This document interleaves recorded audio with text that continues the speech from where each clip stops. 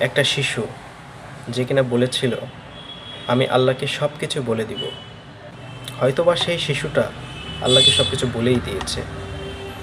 সে কারণে আজকে দেখেন সিরিয়ার আসাদ সরকার দীর্ঘ ২৪ বছর পর লেজ গুটিয়ে পালিয়েছে।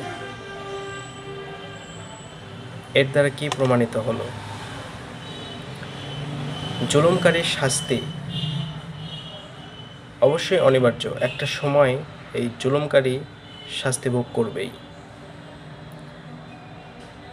মজলুমের দোয়া আল্লাহ তাআলা খুব তাড়াতাড়ি কবুল করে নেয়।